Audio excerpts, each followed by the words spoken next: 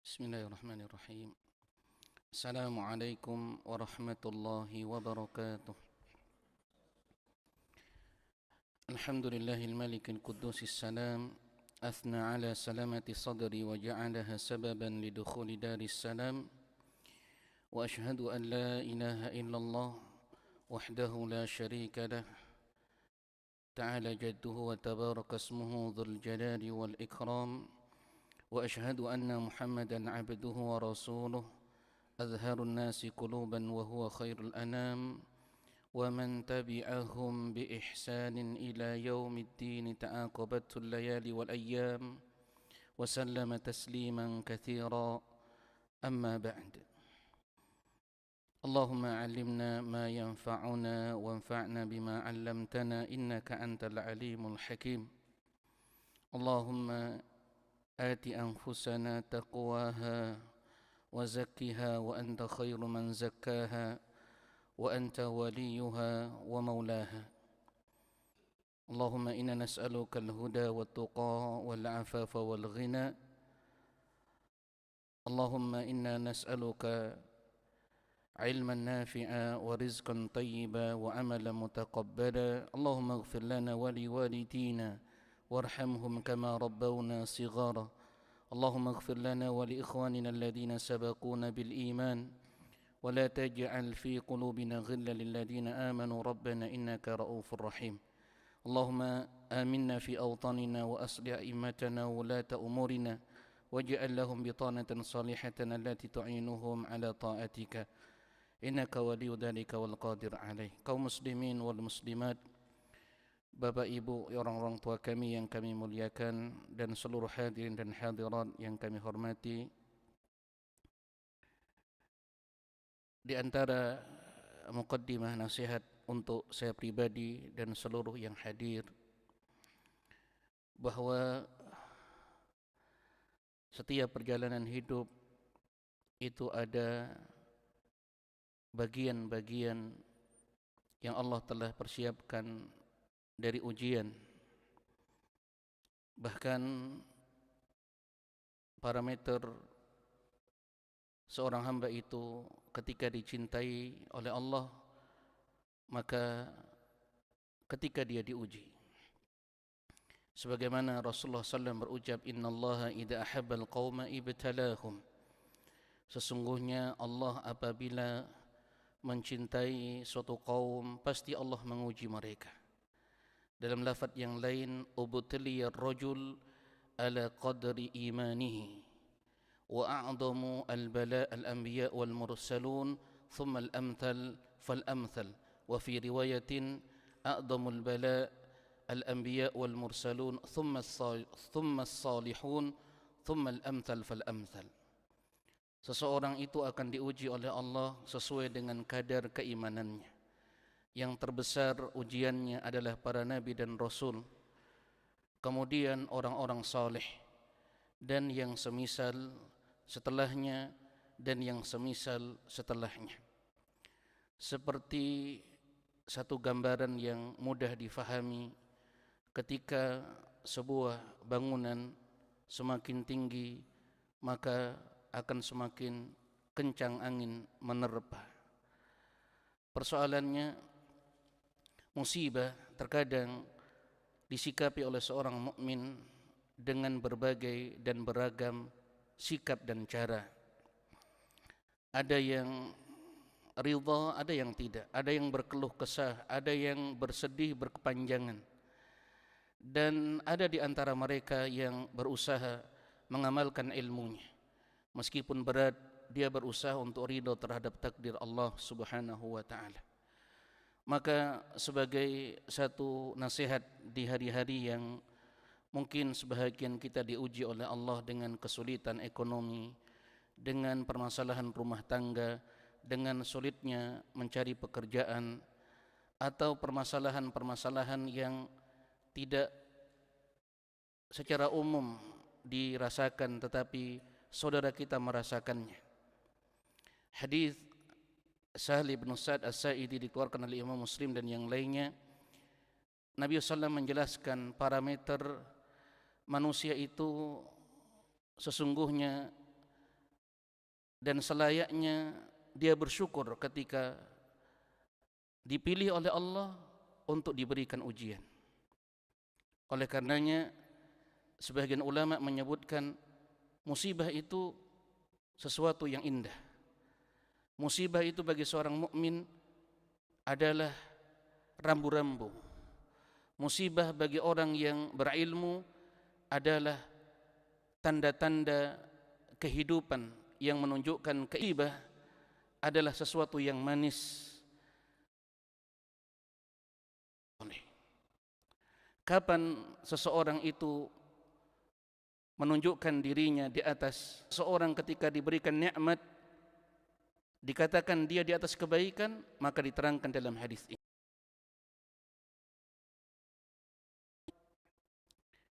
Dia merasa sudah punya banyak uang, sudah tinggi jabatan, tapi kurang bermanfaat, semakin jauh kepada Allah.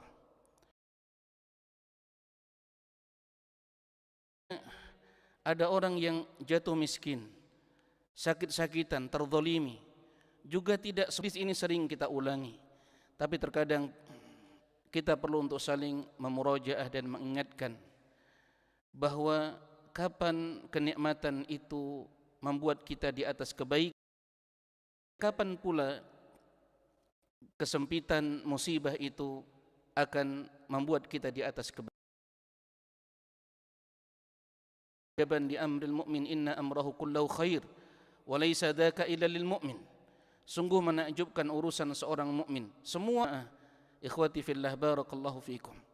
Bagaimana Nabi sallallahu alaihi wa ala alihi wasallam wasiat yang sangat berharga. Terlebih-lebih masa sulitnya mencari pekerjaan, orang-orang mendapat PHK, mereka tidak cukup untuk menutupi kebutuhan pokoknya, dan seterusnya dan seterusnya. Sebaliknya kita juga bertanya-tanya, ana bahkan sebagai dai mungkin, tapi terkadang mudah naudzubillah terjatuh ke dalam maksiat. Maka kapan sesungguhnya kenikmatan itu menjadikan seseorang di atas kebaikan?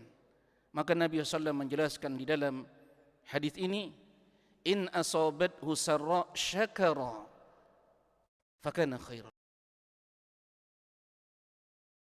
Kebaikan, apa saja kebaikan? Sehat, harta yang cukup, rumah, dan sebagainya. Bahkan ilmu itu sendiri itu adalah bentuk seseorang diberikan kenikmatan. Pertanyaannya, kapan ketika kelapangan itu, kebahagiaan itu bisa menjadi kebaikan, bisa membuat apa yang sedikit orang yang Allah berikan kesehatan tapi malas ke masjid, Allah berikan kekuatan berkumandang, hatinya tidak terpanggil dengan panggilan azan. Punya harta yang banyak yang wajib untuk dikeluarkan zakatul mal, di sana ada saudaranya yang membutuhkan ekonominya, maka in asabathu sarra syakara fakana khairan lah, akan menjadi kebaikan. Jemaah, kapan ya ikhwah?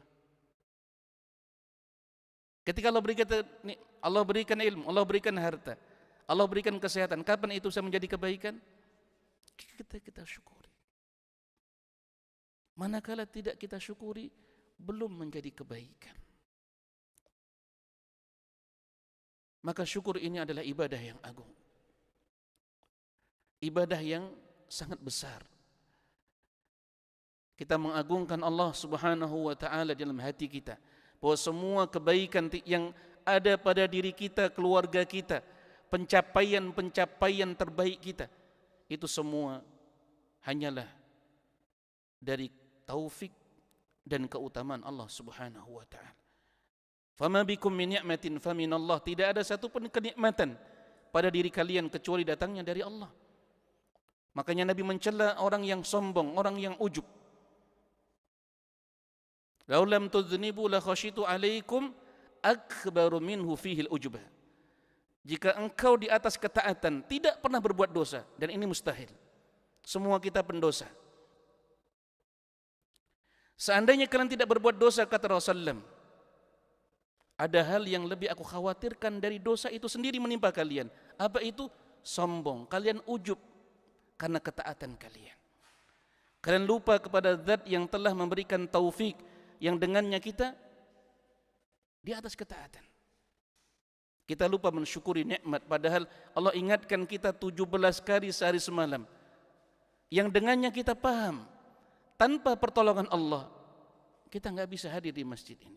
Tanpa pertolongan Allah kita tidak bisa menunaikan 17 rakaat minimal sehari semalam. Oleh karenanya kita diingatkan untuk selalu memohon, iyyaka na'budu wa iyyaka nasta'in. Artinya tidak ada seorang pun hamba yang bisa beribadah kepada Allah dengan ikhlas sesuai dengan tuntunan Nabi SAW kecuali dengan pertolongan Allah. Ikhwatal ahibba, kesehatan, kelapangan harta, bahkan ilmu yang Allah berikan belumlah menjadi kebaikan sebelum kita syukuri. Ilmu yang kita fahami, kita amalkan. Ada hak, sebagaimana harta ada hak orang-orang fakir. Apa hak ilmu? Setelah kita amalkan, kita ajarkan, kita dakwahkan sesuai kadar kemampuan kita. Adanya al-amru bil ma'ruf wan nahyu anil munkar. Tercipta masyarakat yang islami ketika setiap orang punya rasa sosial, kebersamaan hidup untuk saling mengingatkan di atas kebaikan, memperingatkan dari berbagai keburukan-keburukan. Kemudian jamaah fillah barakallahu fikum, kapan keburukan itu bisa mendatangkan kebaikan? Kesempitan, kekurangan harta, sakit yang bertubi-tubi, kezaliman orang kepada keluarga kita, maka Nabi SAW ingatkan, wa in asabathu dharra sabara fakana khairan lah. Jika dia ditimpa keburukan, kesempitan, ini belum menjadi sumber kebaikan, maka sesungguhnya kekurangan itu bisa menjadi peluang-peluang, pintu-pintu amal dan kebaikan bila kita mempelajari agama ini. Kita yang kekurangan harta, bahkan mungkin kita kekurangan ilmu, sedikit ilmu dari hal-hal yang pokok dari agama, manakala dia bersabar, manakala dia ridha dengan ujian-ujian itu, di saat itulah kesempitan akan membuahkan kebaikan, dan itu baik baginya. Maka terutama penuntut ilmu, disebutkan oleh para ulama, ujian yang terberat sesungguhnya adalah mereka yang mempelajari agama. Kadang ditimpa futur, kadang ditimpa permasalahan-permasalahan, karena sesungguhnya orang-orang yang berilmu, orang-orang yang selalu berkhidmat kepada ilmu, merekalah yang ujiannya sejak dini disegerakan oleh Allah Ta'ala. Kenapa? Karena mereka akan menjadi penyeru-penyeru umat, penjaga akidah umat. Mereka akan merawat agama ini melalui hati-hati dan tugas-tugas mulia mereka. Allah akan menyampaikan agama ini. Oleh karenanya tidak sedikit kita melihat yang punya anak mondok, tidak sedikit ujiannya. Bahkan dari kecil sudah diuji oleh Allah Subhanahu wa taala. Inilah hikmah Allah hendak mempersiapkan pemimpin-pemimpin masa depan yang akan menyeru kepada agama Allah, yang akan memperingatkan umat dari berbagai perkara-perkara yang akan menimbulkan kerusakan di muka bumi. Mereka harus ditempa dengan berbagai ujian-ujian. Dikatakan oleh Yahya ibn Abi Katsir, ilmu tidak akan diperoleh oleh para penuntut ilmu dengan tubuh yang santai. Tidak ada orang kemudian berilmu. Al-ilmu yu'ta wala ya'ti. Ilmu itu didatangi, bukan mendatangi. Jangan kita mudah untuk puji kita. Semakin tinggi keimanan kita, persiapkan keimanan kita pula bahwa kita akan diuji oleh Allah. Idza ubtiliyal rajulu ala qadri imani. Seseorang itu akan diuji sesuai dengan kadar keimanannya. Semakin tinggi berat ujiannya, dan itu menunjukkan kadar semakin besarnya kecintaan Allah Subhanahu wa taala kepada dirinya. Semoga Allah taala memberikan taufik kepada kita agar kita menjadi hamba-hamba yang Allah pilih di antara hamba-hamba yang Allah cintai, dan Allah memberikan pertolongan kepada kita agar kita bersabar, bersyukur dengan kesempitan dan kelapangan, dengan derita dan duka, agar kita menjadi hamba-hamba yang ridha dengan takdir-takdirnya. Innahu waliyyu dzalika wal qadir alaih. Bahasan kita masih di 3 tema, yaitu yang berkaitan dengan Ahlul Bait. Yang pertama adalah kedudukan Ahlul Bait, kemudian mauqifu ahli sunnah wal jamaah min ahlil bait, dan yang ketiga makanatu ummahatil mukminin. Yang kedua yaitu sikap ahlu sunnah wal jamaah terhadap ahlu bait, dan yang ketiga kedudukan dan kemuliaan istri-istri Nabi, ibunda-ibunda kita radhiyallahu taala anhun. Kita langsung ke kitab yang kita jadikan referensi agar lebih terperinci dan pembahasannya lebih sistematis. Ya, kita ambil dari kitab Syarah Aqidah Wasithiyah karya Syekh Al-Utsaimin rahimahullah, di jilid yang kedua, tentang mauqif Ahlus Sunnah wal Jamaah terhadap Ahlul Bait. Syekhul Islam rahimahullah berucap di dalam kitab qauluhu rahimahullah wa yuhibbuna ahla baiti Rasulillah sallallahu alaihi wasallam wa yatawallawnahum. Nah, mereka ahlu sunnah mencintai ahlu bait Rasulullah sallallahu alaihi wasallam, wa yatawallawnahum, dan memberikan loyalitas kepada mereka. Maka diterangkan dalam syarah ini, jamaah barakallahu fiikum, agar kita tidak terbawa kepada pemahaman ekstrim orang-orang Rafidhah yang mereka mengatakan siapa yang mencintai man ahabba Abu Bakr wa Umar abghada Aliyan. Ini kaidah yang batil. Siapa yang mencintai Abu Bakar dan Umar berkonsekuensi dia membenci Ali. Ini akidahnya Rafidhah. Mereka hendak memutarbalikkan sejarah dan merusak akidah kaum muslimin. Dan supaya kita juga tidak terjatuh kepada kelompok nasibiyah, ya, yang kedua-duanya ini ada penyimpangan. Ahlus Sunnah wal Jamaah di tengah-tengah dari dua kelompok ekstrim kanan dan ekstrim kiri ini dalam sikapnya kepada. Maka beliau mengatakan rahimahullahu taala, wa min usuli ahli sunnati wal jamaah annahum yuhibbuna ala alaihi wasallam, yuhibbunahu lil iman wa lil qarabati min Rasulillah sallallahu alaihi wasallam, wa la yakrahunahum abada. Dan di antara prinsip-prinsip akidah mencintai ahlu bait Rasulullah sallallahu alaihi wasallam. Pertanyaannya, ya, melengkapi pembahasan sebelumnya, man haula'i ahlu baiti Rasul. Siapa ahlu bait Rasulullah sallallahu alaihi wasallam?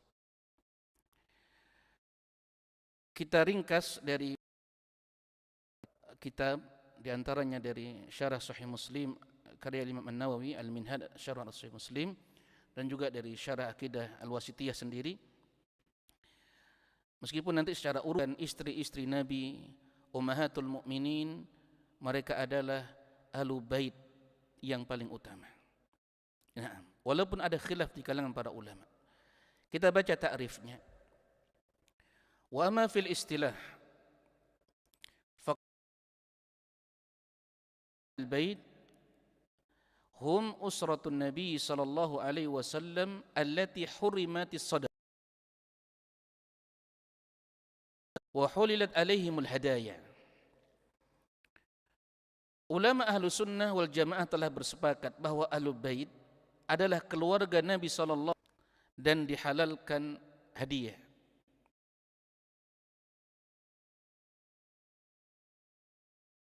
Wa aula minhum azwaju ummahatul mu'minin. Yang paling utama dari ahlu bait Nabi SAW adalah istri-istri Nabi tanpa terkecuali. Apa dalilnya? Nah, ini indahnya uslub ulama ahli akidah. Karena yang mendefinisikan ini ulama ahli akidah. Di saat ahli-ahli sejarah berbeda pendapat apakah istri Nabi termasuk ahlu bait atau tidak, apalagi Syiah masukkan Hafsah, mereka hanya masukkan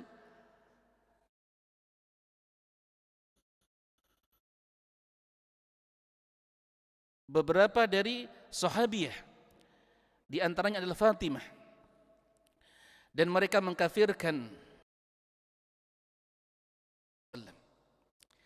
Maka disebutkan di dalam Syarah I'tiqad Ahli Sunnah wal Jamaah, berdasarkan tafsir para, mereka kemudian menyimpulkan yang lebih dan paling utama dari Ahlul Bait itu siapa tadi? Apa yang dapat kita ambil faedah di sini? Dalam rangka apa? Membantah syubhat dan menutup pintu sekecil-kecilnya apa yang hendak dimasukkan dari propaganda orang-orang Syiah atau ahli-ahli sejarah yang mereka hendak memudarkan keyakinan kaum muslimin yang dahulu semua paham siapa Ahlul Bait, tapi belakangan kemudian mereka hendak mencoba merubah tatanan pemahaman takrif ini. Apakah istri Nabi termasuk Ahlul Bait atau bukan? Maka Ahlu Sunnah wal Jamaah justru menyebutkan Ahlul Bait yang paling utama siapa? Istri Nabi SAW. Apa dalilnya? Dalam Majmu'ul Fatawa di jilid yang ke-17 halaman 506, Syekhul Islam beliau berucap ketika menafsirkan surat yang ke-33 ayat 33, afan ini karena tertulis urutan.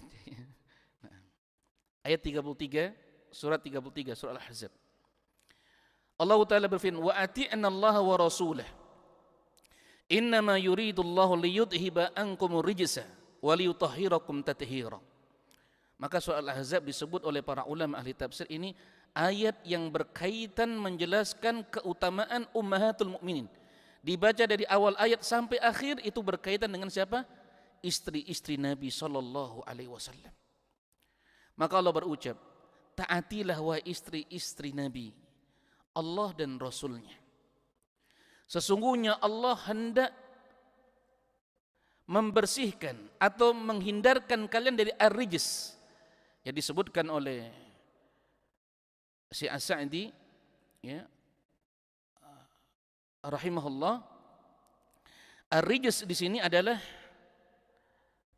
asyaqawa wal ibtila wal asrar, dari keburukan-keburukan penyimpangan agama serta kedengkian. Jadi Allah selamatkan. ahlul bait, yang mereka semua adalah ahlul baitnya Rasulullah sallam, wa yutahhirakum tathira, dan Allah hendak mensucikan kalian sesuci-sucinya. Di dalam tafsir Ibnu Katsir, wa rawa Ibnu Jarir an Ikrimah annahu kana yunadi fi suq, Ikrimah datang ke pasar dan dia bersuara dengan suara lantang. Dia baca ayat, innama yuridullahu liyudhiba ankum rijsa ahlal bait wa yutahhirakum. Beliau kemudian berkata, nazalat hadhil ayah fi nisa'in nabiyyi sallallahu alaihi wasallam khassah. Ayat ini turun berkenaan dengan apa? Pembelaan Allah terhadap ummahatul mukminin secara khusus. Wa hakadha rawa Ibnu Abi Hatim. Demikian juga Ibnu Abi Hatim meriwayatkan, qala hadatsana Ali ibn Harb al-Mausili, hadatsana Zaid ibn al-Hubbab, hadatsana Husain ibn Waqid an Yazid an-Nahwi an Ikrimah an Ibnu Abbas fi qawlihi innama yuridullahu liyudhiba ankum rijsa al-bait, qala nazalat fi nisa'in nabiy sallallahu alaihi wasallam khassah. Kemudian Ibnu Katsir berkata, la yashukku man lahu ilmul Quran. Tidak menjadi keraguan bagi orang yang memiliki ilmu Quran, ilmu tafsir. Maksudnya ulama, ahli tafsir. Belum menyimpulkan dari panjangnya, belum bawa semua riwayat yang sahih, belum menyimpulkan. Berdasarkan ayat ini dan penafsiran para sahabat, anna azwajan nabi sallallahu alaihi wasallam dakhiluna fi ahlil bait. Mereka termasuk dari ahlul bait. Maka ini membantah orang-orang Rafidhah. Ini menutup pintu sekecil-kecilnya ahli-ahli tarikh yang mencoba untuk membuat keraguan, istri Nabi masuk ahlul bait atau bukan. Nah, karena Syiah pelan-pelan dia mencoba untuk merusak akidah kaum muslimin, keraguan. Ya, makanya bagi orang-orang Rafidhah hal yang ringan mengatakan Aisyah finnar, Hafsah finnar. Ya. Ini mereka bersikap taqiyah, ia menyembunyikan akidah dia yang sesungguhnya melalui orang-orang sekuler. Mereka masuk pelan-pelan. Istri Nabi masuk ahlul bait atau bukan? Mereka tidak mengatakan langsung tiba-tiba Hafsah di neraka, Aisyah kafir. Itu nanti konsekuensi ujungnya begitu. Tapi bagaimana mulai meragukan istri-istri Nabi termasuk ahlul bait atau bukan? Na'udzubillah. Wa hadha huwa ra'yu al-Imam al-Qurtubi wa Ibnu Hajar wa Ibnu Qayyim wa ghairuhum wa ghairihim, dan ini adalah pendapatnya Imam Al-Qurtubi. Ya. Dan juga Ibnu Jarir At-Tabari, ya, imamnya ahli tafsir, Ibnu Hajar Al-Asqalani Asy-Syafi'i, Ibnu Qayyim, dan selain daripada mereka. Ditambahkannya, wa qala Ibnu Taimiyah rahimahullah, was-shawabu an azwaja an-nabiy sallallahu min ahli al-bait. Pendapat yang benar bahwa istri-istri Nabi sallallahu adalah dari kalangan ahlul bait. Lianna fil haditsil muttafaqi alaih. Ini tambah lagi dalilnya, ya. Tadi surah Al-Ahzab, semua keseluruhan ayat di surah Al-Ahzab itu membicarakan tentang istri-istri Nabi, ibunda kita radhiyallahu taala anhunna ajma'hunna. Dikarenakan dalam hadis yang disepakati oleh Imam Al-Bukhari dan Muslim, Nabi sallallahu alaihi wasallam, anna Nabi sallam allama ashabahu kaifiyatas salati alaih. Beliau mengajarkan kepada para sahabatnya untuk bersalawat kepada siapa? Kepada Nabi, keluarga, dan istri-istri beliau. Allahumma salli ala Muhammadin wa azwajihi wa dhurriyyatihi. Ini dia, ya. Ada kalimat apa? Wa azwajihi. Dzakara As-Sa'labi wal Qadi Iyad annahum Banu Hashim kafah, walladzina yadkhuluna fi fi'ati al-bait Nah, baru kemudian nanti kita akan terangkan siapa saja Ahlul Bait. Tadi diterangkan di dalam definisi siapa tadi? Bersepakat Ahlus Sunnah, ulama Ahlus Sunnah, Ahlul Bait adalah keluarga Nabi yang diharamkan menerima sedekah dan dihalalkan menerima hadiah. Yang paling pertama siapa? Istri-istri Nabi. Kemudian berikutnya, setelah turun surat Al-Ahzab ayat yang ke-33 tadi, Nabi kemudian berkumpul. Di situ ada Ali, ada Fatimah, ada Hasan dan Husain. Hadis ini dikeluarkan di dalam Sahih Muslim, dan di sana ada banyak manusia. Setelah beliau sallallahu alaihi wasallam berjalan di satu tempat yang disebut dengan, ada dalam Aqidah Wasithiyah ya. Nah,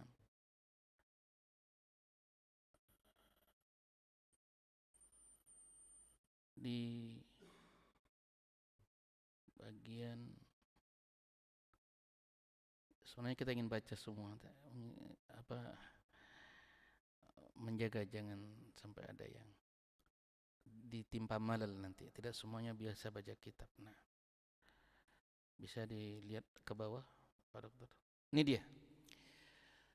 Nanti kita baca semuanya ya, insyaallah. Di halaman 275. Tadi kan 273. Bisa dilihat di bawah, scroll ke bawah, 273. Nah, apa di slide-nya? Ya, Aqidah Wasithiyah. 275. Paling atas ya. Di dalam kitab Aqidah Wasithiyah disebutkan, Syekhul Islam berkata, wa yahfaduna fihim wasiyata Rasulullah sallam haitsu qala yauma ghadirihum. Ini dia. Mereka Ahlus Sunnah wal Jamaah, para sahabat tabi'in, atba'ut tabi'in, adalah golongan yang menjaga wasiat Rasulullah sallam. Ketika Rasulullah sallam berkumpul di hari Ghadir. Ghadir itu apa? Tempat yang di sana berkumpul genangan air dekat Khum. Khum itu dinisbatkan kepada nama seseorang. Dia berada antara Mekah dan Madinah, qarib minal Juhfah, sekitar 3 mil dari Juhfah. Nah, Rasulullah nazala Rasulullah fihi munzilan fi ruju'ihi min hajatil wada. Ini beliau kembali dari haji wada, dari Mekah ke Madinah. Tapi belum sampai ke Madinah, masih 3 mil lagi. Kemudian Nabi sallam berkhutbah. Ya, wa khataban nas. Di situ para sahabat berkumpul. Beliau berucap, "Ya ayyuhan nas, inni basyarum mithlukum. Yusiku an ya'tiyani rasulu rabbi fa ujib." Wahai sekalian manusia, sesungguhnya aku adalah manusia biasa seperti kalian. Tapi kemudian mendatangiku Rasulul Rabbi, yaitu utusan Rabbku, fa ujib. Siapa itu? Jibril. Kemudian aku memenuhi seruannya.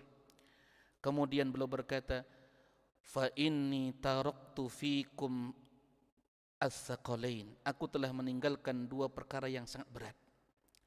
Pertama kitab Allah, yang kedua wa ala baiti. Kemudian Nabi SAW berucap, hadisnya sahih ya, Zaid ibn Arqam. Zaid ibn Arqam dikeluarkan oleh Al-Imam Muslim. Kemudian dibentangkan satu kain, ya, kain, kemudian dipersilahkan duduk Ali, Fatimah, Hasan dan Husain. Nabi kemudian berkata, "Udzakirukumullah fi ahli baiti." Aku ingatkan kalian kepada Allah atau dengan nama Allah agar kalian menjaga ahlu bait. Nabi mengulangi 3 kali.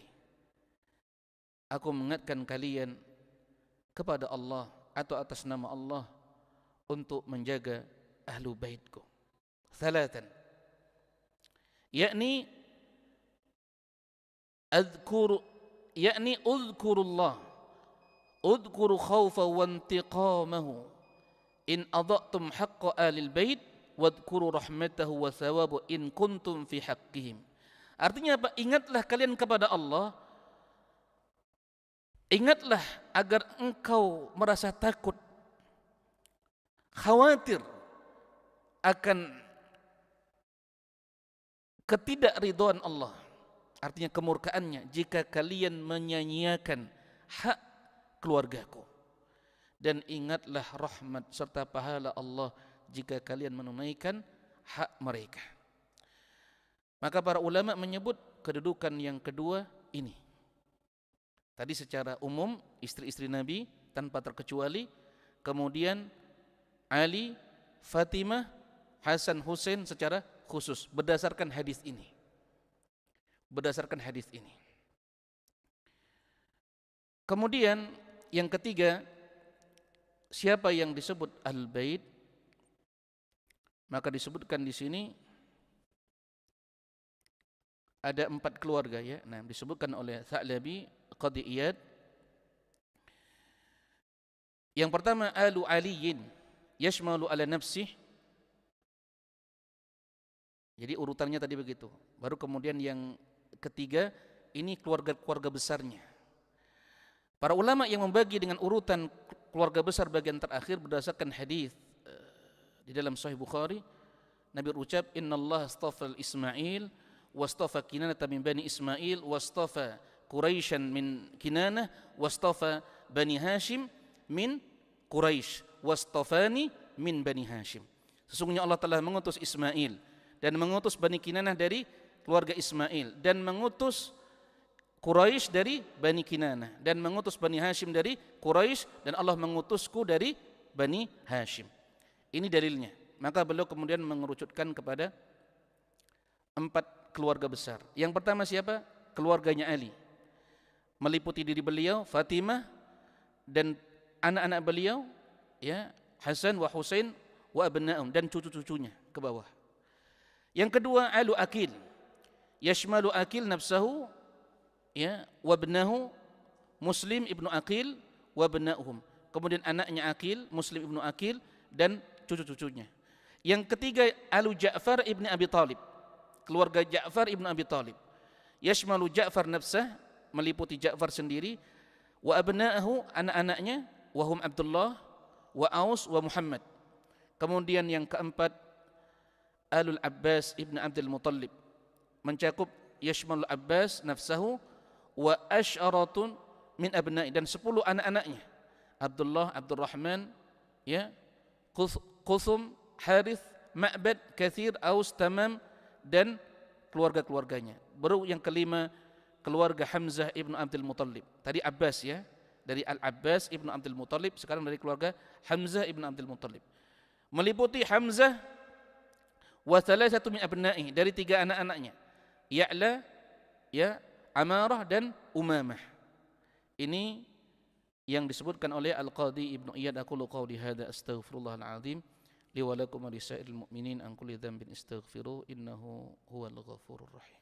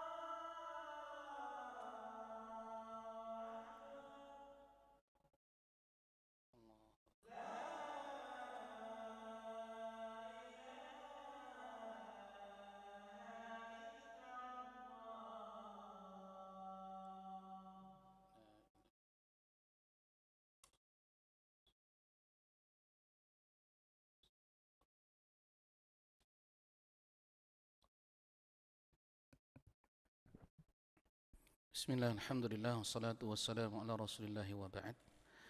Ikhwati fi din wa akhwati fillah, azani Allah wa iyyakum wa baraka fikum. Kita murajaah. Tadi hadis siapa? Ketika Nabi sallallahu alaihi wa Husain ibn Sabrah, ya Zaid, bukankah istri-istri Nabi termasuk Ahlul Bait? Qala, maka belum menjawab.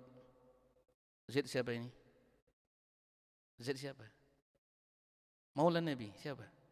Zaid bin Harithah, yang pernah Nabi mengangkat beliau sebagai anak angkat. Kemudian Allah menurunkan ayat tentang tidak adanya anak angkat dalam Islam. Inna nisa'ahu min ahli baiti walakin ahlu baitihi, sesungguhnya istri-istri Nabi adalah dari Ahlul Bait, ya, keluarga Nabi sallallahu alaihi wasallam. Kemudian beliau mengatakan, akan tapi Ahlul Bait, beliau berikan penjelasan yang lebih luas, ya, walakin ahlu baitihi man haruma sadaqata ba'dahu, yaitu siapapun yang diharamkan menerima sedekah, artinya halal menerima hadiah. Nah, qala wa man hum, siapa saja mereka? Ini lebih luas lagi. Qala hum alu aliyin wa alu, afan tadi anda baca akil, ya, alu uqail wa alul abbas. Wa qala, ya, dalam hadis ini, ya, kalau tadi disebut berapa tadi? 5 kan? Nah, di sini disebut sampai di sini. Nanti ada dari hadis yang lain. Qala aqulu haula harumas sadaqah, apakah semua yang engkau sebutkan itu tidak menerima sedekah? Qala na'am. Maka belum menjawab Zaid radhiyallahu ta'ala, iya. Kita lanjutkan materi kita membaca syarah Aqidah Wasithiyah, karena di sini pokok dari pelajaran kita. Karena membahas apa tadi? Mauqif, sikap Ahlus Sunnah wal Jamaah kepada Ahlul Bait. Mereka mencintai Ahlul Bait karena 2 perkara. Kata Syekh Ibnu Utsaimin, lil iman walil qarabah, karena dasar keimanan dan karena kekerabatan. Keimanan Allah Subhanahu wa taala yang merintahkan dan Rasulnya. Bahkan Nabi mengatakan apa? Udzakirukumullah fi ahli baiti. Nabi mengulangi 3 kali. Tadi telah terangkan, diingatkan agar kita takut kepada Allah untuk tidak mencela, tidak menghargai, tidak menunaikan hak-hak keluarga kerabat Nabi sallallahu alaihi wasallam, dan diingatkan akan besarnya keutamaan janji Allah bagi mereka yang menghormati, membela, ya, dan menunaikan hak-hak keluarga Nabi sallallahu alaihi wa ala alihi wasallam. Wala yakrahunahum abada, dan ahlu sunnah selama-lamanya tidak akan pernah membenci keluarga Nabi sallallahu alaihi wasallam. Maka para ulama ketika menyusun tentang makanatu ummahatil mukminin, disebutkan oleh guru kami rahimahullah, membawakan hadis, yang hadis ini sebenarnya maknanya umum. Nah, maknanya umum. Tapi penjelasan para ulama mengkaitkan yaqrinu hadhihi al-alfad bimakanati ummahatil mukminin, menghubungkan keumuman lafaz hadis ini dengan kedudukan istri-istri Nabi sallallahu alaihi wasallam berdasarkan athar para salaf. Siapa yang ingat hadisnya? Siapa yang mau baca hadisnya? Hadis tentang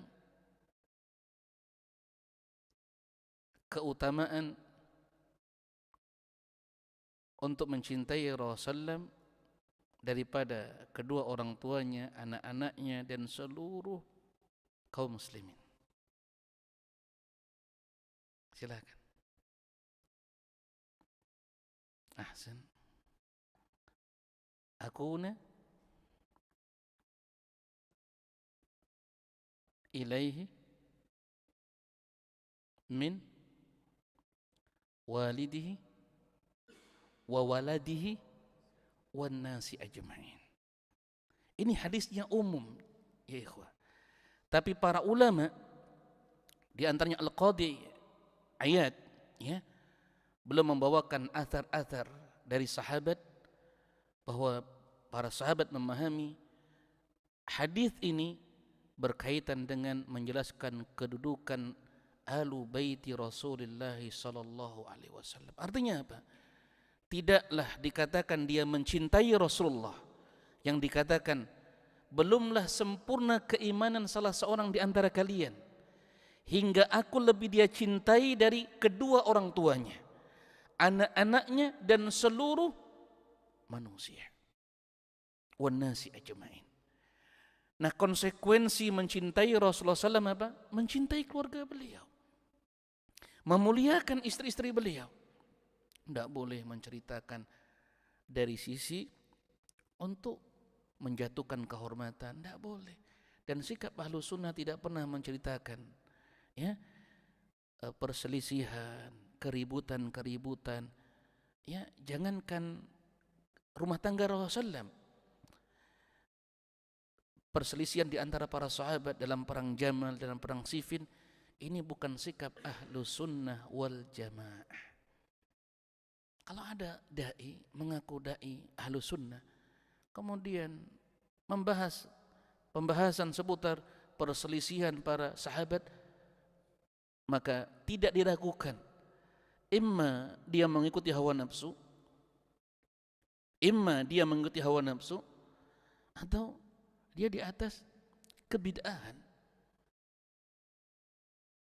Apalagi dengan candaan-candaan, dengan narasi-narasi yang seakan-akan, lihat di masa sahabat saja mereka berselisih. Sampai-sampai ada yang berani mengatakan demonstrasi itu sudah ada di zamannya sahabat. Kenapa kekeh Anda sekarang membid'ah-bid'ahkan demonstrasi? Ada yang sampai sedemikian. Na'udzubillah. Sudah niatnya tidak baik, dia berdusta dengan sejarah. Betul demonstrasi ada di zamannya Utsman, tapi mereka adalah pembesar-pembesar yang kalian ikuti di atas apa? Penyimpangan, di atas kebatilan. Bukankah di masa Nabi juga ada orang-orang besar, tapi mereka bukan di atas kebenaran? Yang nanti akan kita bahas, termasuk kerabat Nabi. Siapa itu? Abu Lahab. Abu Lahab itu paman Nabi SAW. Ya, apakah kita mencintainya? Tidak. Maka Ahlul Bait, kerabat Nabi yang beriman kepada Allah Subhanahu wa taala. Nah, maka dari sini ada pelajaran akidah, ada petunjuk manhaj. Bagaimana para ulama menjaga perkara ini. Maka dalam kitab ini, dalam kitab Lum'atul I'tiqad karya Ibnu Qudamah, Syarah I'tiqad Ahli Sunnah Al-Laka'i, dan kitab-kitab yang lainnya selalu membahas tentang kedudukan Ahlul Bait, bukan sekedar menceritakan dari sisi sejarah, ya, tapi di sana ada nilai-nilai akidah untuk membantah akidah Rafidhah, akidah Nasibiyah, ya, akidah orang-orang ghulatus sufiyah. Kenapa? Mereka bertawassul dengan jahun Nabi. Mereka bertawassul dengan apa? Keberkahan keluarga Nabi. Ini juga ghulu. Maka ahlu sunnah di tengah-tengah. Ahlu sunnah wal jamaah di tengah-tengah. Kemudian Syekh mengatakan, walakin la yaquluna kama qala Rafidhah. Akan tetapi ahlu sunnah tidak mengatakan sebagaimana apa yang dikatakan oleh Rafidhah. Apa ucapan Rafidhah? Kullu man ahabba Aba Bakrin wa Umara faqad abghada Aliyan. Na'udzubillah. Setiap orang yang mencintai Abu Bakar dan Umar, ini keyakinannya Rafidhah, ya, pasti dia membenci Ali ibn Abi Thalib. Kan bahaya ini. Ini yang mereka yakin, ini yang mereka tanamkan kepada anak-anak mereka. Nah, Dan kepada, kalau kita umat Nabi ada umatul Islam, ada umatul dakwah. Orang kafir itu umat Nabi juga, tapi umat yang didakwahi. Nah, bagi orang Syiah juga mereka punya umatul dakwah. Siapa itu? Yang belum berbaiat dengan agama mereka. Mereka tanamkan ini, naudzubillah. Dengan ilmu mantik, dengan ilmu kalam versi mereka. Naam. Dengan ilmu filsafat versi mereka. Wa ala hada, oleh karena itu kita jawab. Fala yumkinu an nuhibba aliyan hatta nubghida Abu Bakar wa Umar. Tidak mungkin, mustahil, kata Syekh rahimahullah. Ya. Bahwasanya kalau kita mencintai Ali berkonsekuensi kemudian kita membenci Abu Bakar dan Umar. Kan begitu kan? Dibalik. Kan mereka meyakini kalau mencintai Abu Bakar dan Umar, konsekuensi apa? Membenci Ali. Naudzubillah. Wa ka'anna Abu Bakr wa Umar a'da'u li Ali ibn Abi Thalib. Ya, seakan-akan dengan akidah mereka ini, Abu Bakar dan Umar ini musuh yang memusuhi Ali ibn Abi Thalib. Kan begitu kan? Kenyataannya bagaimana? Tidak. Masya Allah. Ma annahu qad tawatara an-naqlu an Ali radhiyallahu anhu annahu kana yusni alaihima alal mimbar. Bersama dengan itu telah dinukil secara mutawatir dari Ali ibn Abi Thalib, beliau memuji keduanya. Beliau memuji Abu Bakar, beliau memuji Umar di atas mimbar. Ini akal-akalannya Abdullah ibn Saba, seorang Yahudi yang membuat agama baru disebut dengan Syiah, yang Islam berlepas diri dengan Syiah. Walhamdulillah ya, ketika kita mengikuti kegiatan MUI, ada usulan agar MUI mencetak ulang yang diberi takdim oleh pemerintah tentang fatwa di masanya Kiai Haji Buya Hamka. Fatwa MUI tentang penyimpangan dan kesesatan Syiah. Di situ dinukil ucapan pendiri Nahdlatul Ulama Kiai Haji Hasyim Al-Asy'ari, ya kan? Dan kalau antum baca fatwanya pendiri NU, itu kitab referensinya apa ya ikhwah? Syarah I'tiqad Ahlussunnah wal Jamaah Imam Al-Lalaka'i. Bayangkan coba. Jadi pendiri NU itu salafi, Ahlussunnah wal Jamaah haqiqatan. Karena yang belum nukil kitab-kitabnya untuk membantah, memfatwakan sesatnya Syiah itu dari kitab-kitab ulama salaf. Salah satunya Syarah I'tiqad Ahlussunnah wal Jamaah karya Al-Imam Al-Lalaka'i. Bisa dilihat, dan bukunya dulu sudah disebarluaskan berwarna cover merah putih. Kecil ya. Nah, dan anak punya. Dan banyak usulan para dai agar ini dicetak ulang dan diberi takdim oleh pemerintah, entah mungkin Kementerian Agama, entah mungkin harapannya Bapak Presiden dan seterusnya. Karena begitu masifnya dakwah Syiah hari ini, naudzubillah, yang jumlahnya sudah jutaan.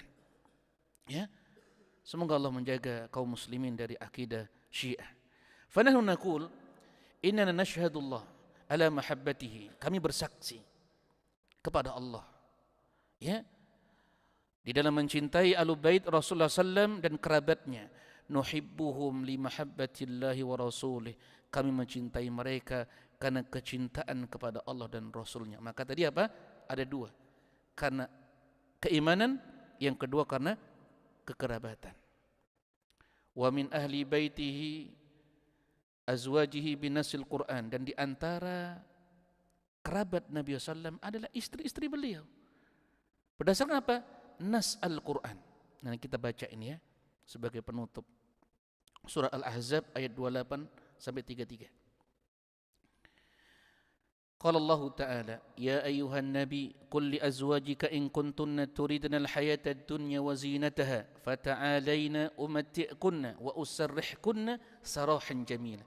Wahai Nabi, katakan kepada istri-istrimu, jika kalian menginginkan perbendaharaan dunia, ya, kehidupan dunia dan perhiasannya, kemarilah ya, aku akan berikan kenikmatan mut'ah, maksudnya ya, kenikmatan di akhirat.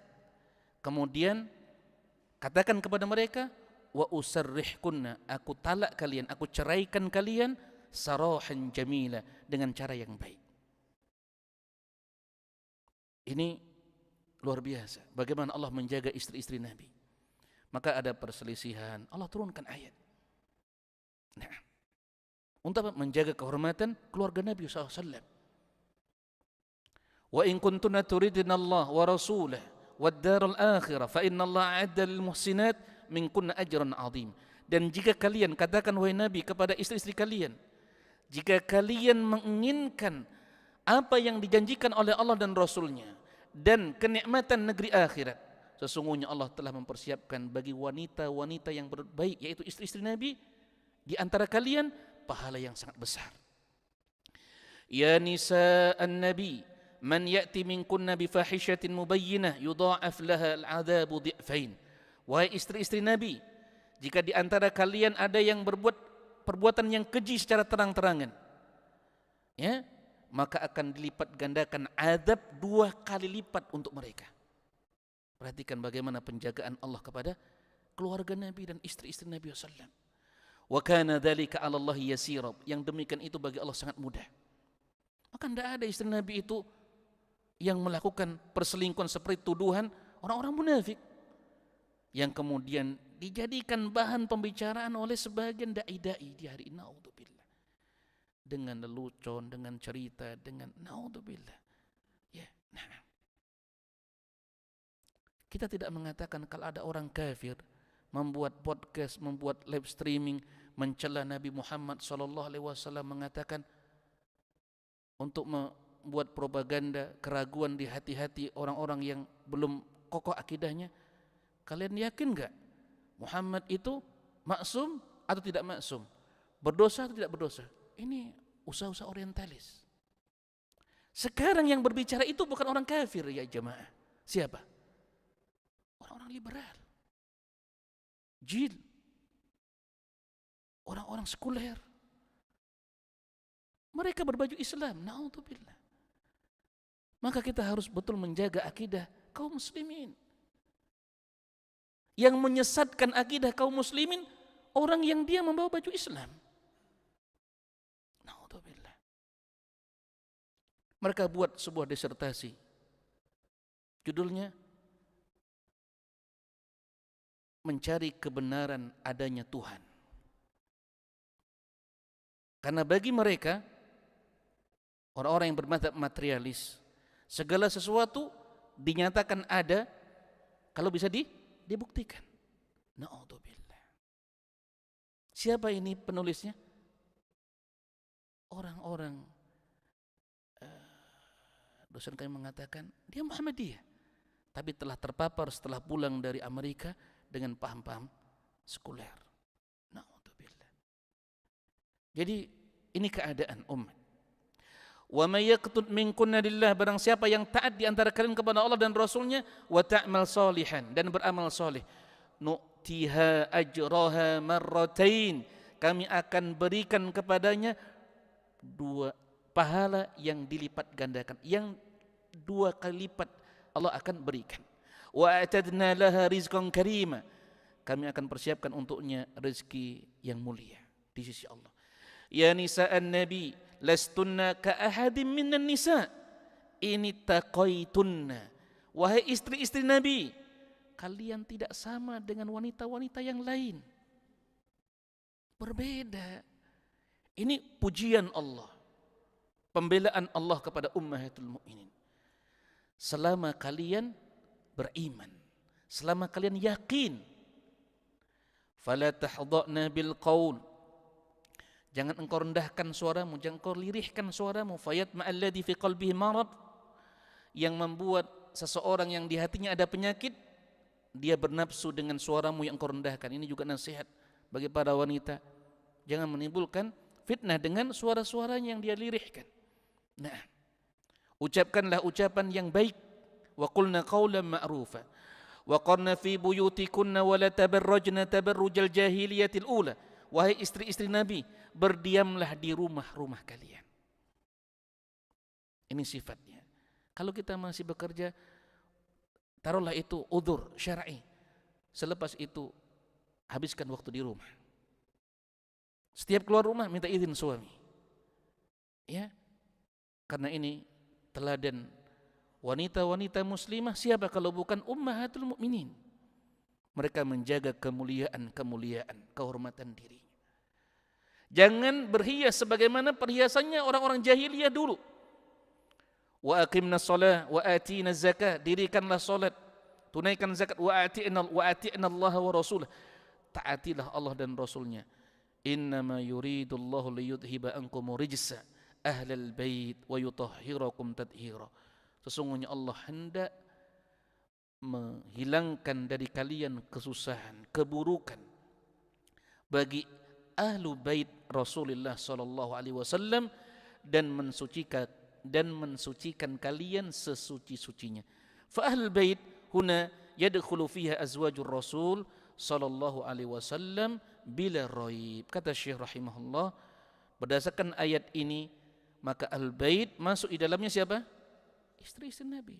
Makanya ahlu sunnah wal jamaah menyebutkan urutan yang pertama justru azwajur Rasul. Tadi tujuannya ya, tanpa ada keraguan.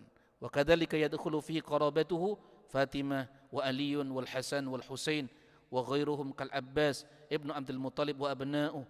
Masuk dalamnya kerabat beliau Fatimah, Ali, Hasan, Husain. Selain daripada mereka Abbas ibn Abdul Muttalib dan anak keturunannya. Fanahnu nuhibbuhum liqarabatihim min Rasulillah sallallahu alaihi wasallam wa liimanihim billah. Fa in kafaru, ini dia ya. Fa innana la nuhibbuhum, sebagai penutup. Naam. Jika mereka kerabat Nabi tapi mereka kufur kepada Allah, kufur kepada Nabi, sesungguhnya kita tidak mencintai mereka. Walau kanu min aqaribir Rasul alaihi salatu wassalam fa Abu Lahab amr Rasul. Ya, di antaranya siapa? Abu Lahab, paman Rasulullah sallallahu alaihi wasallam. La yajuzu an nuhibbahu bi ayyi halin min al-ahwal. Apapun keadaannya, kita tidak boleh mencintai Abu Lahab. Bal yajibu an nakrahahu li kufrihi wa li idaihi an-nabiy sallallahu alaihi wasallam. Kenapa kita harus membenci Abu Lahab? Karena kekufurannya. Dan ini adalah al-bara. La tajidu qauman yu'minuna billah wal yawmil akhir yuwaduna man hadallahu wa rasulah, dan seterusnya. Dan karena intimidasi, kekerasan, berbagai keburukan ya yang dilakukan oleh Abu Lahab kepada Nabi sallallahu alaihi wasallam. Wa kadzalika Abu Talib. Bagaimana Abu Talib? Kok antum ragu? Nah, dan Nabi SAW telah memberikan syafaat. Allah memberikan untuk Abu Talib siksa yang paling ringan dari seluruh siksa penduduk neraka. Dan Nabi SAW sebelum Abu Talib meninggal, beliau sallallahu alaihi wasallam sangat mencintainya. Sangat mencintainya. Bentuk kecintaan beliau melepas kepergian Abu Talib dengan duduk di sisi beliau. Beliau duduk di sisi Abu Talib. Ya ammi kul kalimatan uhajju biha indallah. Ucapkanlah wahai pamanku satu kalimat yang aku akan membelamu di hadapan Allah. Tapi Abu Lahab, Abu Jahal, Abdullah bin Umi bin Salul juga memprovokasi. Atarghabu an millati Abdul Muttalib, dan seterusnya dan seterusnya. Akhirnya dia meninggal di atas kekufuran. La nuhibbuhu. Nabi sangat kehilangan karena Abu Talib yang membela beliau dengan jiwa, raga, harta, semua yang dia miliki, dari popularitasnya yang disegani oleh orang-orang musyrikin, dikerahkan untuk membela Rasulullah SAW. Bahkan dia membenarkan agama Rasulullah dan membodoh-bodohkan tokoh-tokoh musyrikin Quraisy. Tapi sekali lagi belum cukup memasukkan Abu Talib ke dalam Islam. Ini pelajaran akidah. Ya, pelajaran akidah. Bahwa iman itu terbagi tiga. Al-qawlu bil lisan, wal amalu bil arkan, wal i'tiqadu bil janan. Yang kedua sudah dilakukan semua Abu Talib. Yang mungkin, kata Syekh Al-Fauzan dalam syarah Sitatul Mawadhi' bin Sirah, mungkin di antara kita banyak yang belum bisa menyumbangkan, berkontribusi apa yang telah diberikan Abu Talib untuk Islam ini. Perhatikan, luar biasa perjuangan Abu Talib. Tapi ketika Abu Talib tidak mengucapkan kalimat dengan lisannya, sebagaimana Nabi SAW menyeru ketika mendekati sakratul maut, maka dia meninggal di atas kekufuran. Dan Nabi kemudian ditegur oleh Allah Subhanahu wa taala dengan turunnya ayat, "Wa ma kana lin-nabi wal-ladzina amanu an yastaghfiru lil musyrikina walau kanu ulil qurba min ba'di ma tabayyana annahum ashabul jahim." Tidak pantas bagi seorang nabi, orang-orang yang beriman, mendoakan ampunan untuk mereka yang meninggal di atas kekufuran walaupun karib kerabatnya, setelah terang mereka meninggal di atas kekufuran. Tapi Nabi adalah sosok hamba yang takut kepada Allah, yang cerdas. Beliau ucapkan apa ya ikhwah? La astaghfiranna laka ma lam yunha.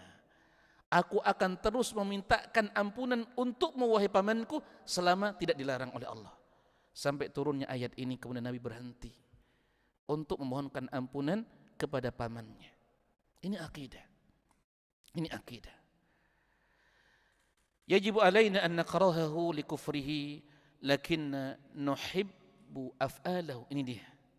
Ini keadilannya. Wajib bagi kita membenci Abu Talib karena kekufurannya. Tidak mau memenuhi seruan ajakan keponakannya Rasulullah SAW untuk mengucapkan kalimat tauhid yang dengannya beliau akan membela Abu Talib. Tapi kata Syekh, kita mencintai perbuatannya, allati azdaha ila Rasul sallallahu alaihi wasallam minal himayati wadzabbi anhu. Apa yang dia telah berikan, apa yang dia telah perjuangkan, ya, untuk Rasulullah SAW dalam rangka menjaga dan membela beliau di dalam dakwah. Kita cintai perbuatannya dan kita harus berupaya bagaimana berkontribusi untuk dakwah ini, entah dengan harta. Tidak sedikit hartanya Abu Talib. Dengan jiwanya dia jadikan tameng dirinya.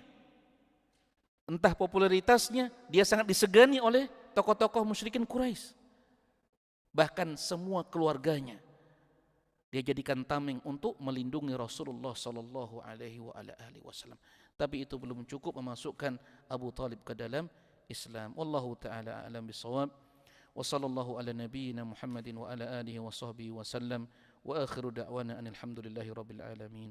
Subhanakallahumma wa bihamdik, asyhadu an la ilaha illa anta astaghfiruka wa atubu ilaik.